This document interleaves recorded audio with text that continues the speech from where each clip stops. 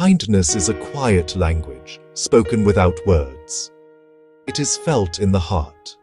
When we see the soft light of dawn painting the sky, or watch a gentle stream flowing over smooth stones, we feel a deep sense of peace. This quiet beauty is a reflection of the calm that Allah has placed within the universe. This same calm can live inside our own hearts. It is from this place of inner peace that true kindness grows. It is a natural state, a return to the gentle disposition, the fitrah, that Allah created within each of us. Kindness is not a grand performance. It is the simple, steady beat of a heart that is connected to its creator. The world today can be a loud and hurried place. We are often surrounded by noise, by demands on our time, and by the rush of daily life. In this chaos, many hearts feel overlooked. Many souls feel the ache of loneliness. A simple act of kindness can cut through that noise like a beam of light. It can be the soft hand that eases a heavy burden, or the gentle word that soothes a worried mind. The Quran is a book of guidance, and at its very heart is the message of mercy. Every chapter, save for one, begins with the beautiful phrase, "In the name of Allah, the most gracious, the most merciful." This constant reminder frames our existence in divine compassion. Allah is Ar-Rahman, Ar-Rahim. He tells us about His nature, so we may reflect it. In Surah Al-A'raf, "My mercy encompasses all things." It means His kindness is vast and universal. Our kindness should be expansive and without boundaries. This instruction is not abstract. It is a clear command. Speak to people kindly, be just, lower the wing of humility and mercy to those in our care, and speak to people good words. Quran 2:83. Gentle speech is an act of worship. Choosing kind words is obeying our Lord. We show Islam's true face, compassion and grace. Kindness is worship, rooted in the Quran. The Quran says a hard heart is like stones or harder. A heart filled with kindness is alive with faith. To understand how to live a life of kindness, we need only look to the life of the Prophet Muhammad. He was the Quran walking on earth, the perfect embodiment of its teachings. His life was a masterclass in compassion. He did not just preach kindness, he lived it in every single interaction with every person he met. His character was so gentle that Allah Himself described it in the Quran, saying, "And indeed, you are of a great moral character." Quran 68:4. This character was most evident in his profound and unwavering kindness. He treated everyone with respect, whether they were rich or poor, young or old, friend or foe. His life is our roadmap. The Prophet's kindness was expressed in the simplest of ways. Anas ibn Malik, who served him for 10 years, said that the Prophet never once spoke a harsh word to him. Imagine the level of patience and gentleness. The Prophet taught us that a smile is charity. He smiled at children, he smiled at the poor, he smiled at those often ignored. His hadith are filled with practical examples: removing harm from the road, guiding the lost, helping load an animal, sharing food and water. Once, he spoke of a man forgiven all his sins for giving water to a thirsty dog. No act of kindness is too small in the sight of Allah. In our desire to do good, we sometimes believe that only grand, sweeping gestures have value. While noble, Islam teaches a beautiful lesson. Small acts of kindness matter immensely.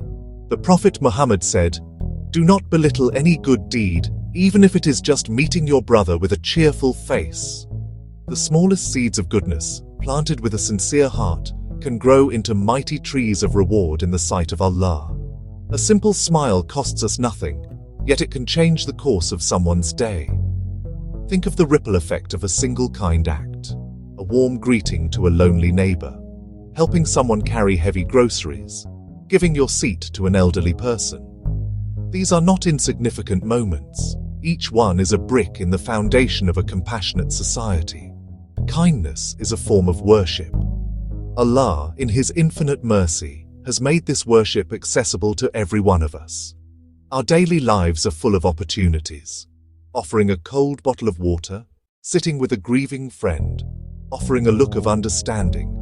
Each act is a prayer in motion. Never underestimate the power of small contributions. A kind word can heal a wound medicine cannot touch. Every one of these acts is a light. When many of us light our small candles, we can illuminate the darkest rooms. The call to kindness in Islam is universal.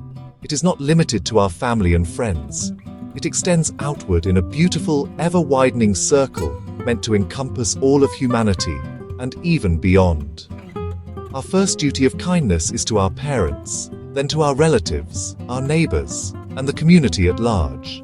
The Quran and Sunnah place special emphasis on neighbors, with the Prophet saying that Angel Jibril advised him so often he thought they might receive inheritance. This circle extends to the stranger on the street, the traveler in need, and the orphan who has no one. He taught us that a society is judged by how it treats its most vulnerable. Our kindness must be a shield for those who have none. We are called to be kind to people of all faiths, all cultures, and all walks of life. Our shared humanity is the common ground. This ethos includes the animal kingdom and the environment. The Prophet forbade branding animals on the face and spoke against overburdening them. Mercy to animals leads to paradise. Cruelty brings punishment.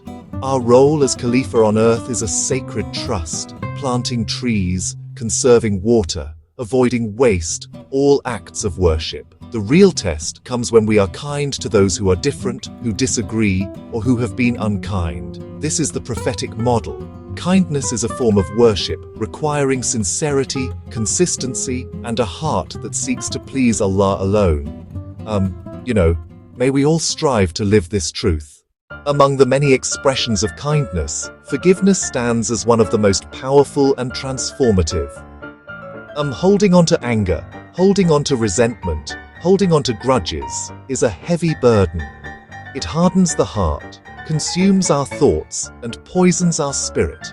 Forgiveness is the act of releasing that burden, not for the sake of the other person, but for our own peace and for the sake of Allah. It is a profound act of self-kindness. The Quran says, "And let them pardon and overlook." Would you not like that Allah should forgive you?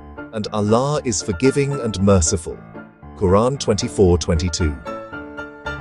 The Prophet Muhammad was the ultimate example. After Uhud, he forgave. Upon his victorious return to Makkah, he announced, "Go, for you are all free." Choosing to forgive is not weakness. It is immense inner strength.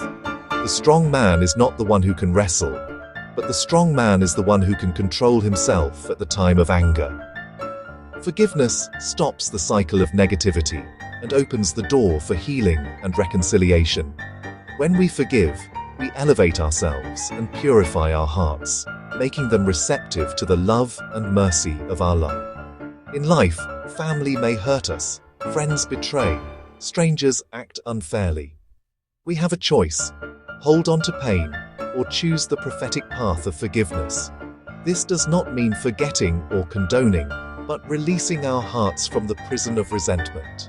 Kindness is a form of worship, and forgiving for Allah's sake is among its most beautiful forms. It cleanses our soul and brings us closer to Him. When we hear the word charity or sadaqah, our minds often go directly to giving money. While financial charity is crucial, Islam teaches a broader, more beautiful definition. The Prophet Muhammad taught that every good deed is a form of charity. This opens the doors of giving to everyone. We can all be charitable every day. Our time, our skills, our energy, our words. He gave simple examples: giving a drink of water, sharing a piece of fruit, helping with belongings, a smile, a kind word, reconciling between people. Every joint in our body owes a charity each day the sun rises. This teaching empowers us. Consider the immense value of non-monetary charity. Listening to one who struggles, sharing knowledge, cooking a meal for someone in need. These acts build the bonds of community and weave a safety net of love and care. They are the practical application of the hadith. The best among you are those who bring benefit to others.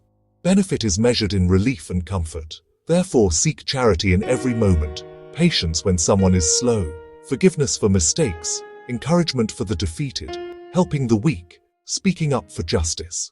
In a world that mistakes aggression for strength and loudness for confidence, Islam teaches a profound counter-narrative. There is immense strength in gentleness. Being gentle is not weak or passive.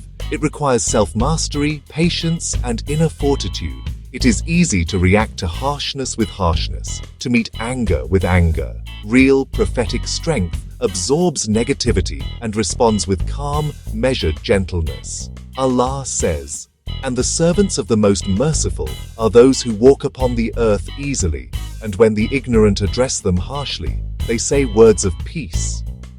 Quran 25:63. The Prophet faced ridicule, insults, and harm, yet responded with gentleness and prayers for guidance. He said, "Verily, Allah is gentle and He loves gentleness.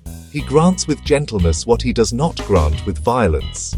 A gentle approach can open doors that force would slam shut. It can soften hearts hardened by conflict. Sometimes kindness is difficult, when tired, hurt, or afraid of being taken for granted. Choosing gentleness then becomes true worship. It is a struggle, a jihad against the lower self. A gentle answer in provocation is not losing an argument, it is winning a battle for the soul. Let gentleness mark our homes, with spouses and children, our workplaces with colleagues and clients, and our communities, especially in conflict. A kind word can extinguish anger. Let us be people of peace whose presence brings calm and security. This is the living sunnah. This is the strength that endures. Kindness is not a destination we arrive at, but a path we walk every single day. It is a conscious choice renewed with every sunrise. Transform it from random act into deliberate habit with sincere intention. Each morning, plan to be a source of good. Right now, choose one simple act. Smile at the next person, send a kind message, hold a door, say thank you warmly, put out seeds for birds, forgive a small annoyance. These steps are the building blocks of a life dedicated to kindness, small investments with enormous spiritual dividends. Soon, these conscious acts become second nature. Kindness will flow because it is who you are. Teach this path to our children, speaking gently, sharing freely, helping without hesitation. Read them the stories of the Prophet's mercy. Praise their kindness. By nurturing empathy, we plant seeds that will feed communities for years to come, a great legacy. Kindness is a form of worship. Kindness is mercy that heals. Kindness makes the heart light. Kindness draws us closer to Allah. Let these words guide your thoughts, words, and actions. Leave every place better and every person lighter. Our small acts can ripple far. Spread kindness. It is the sunnah of the Prophet.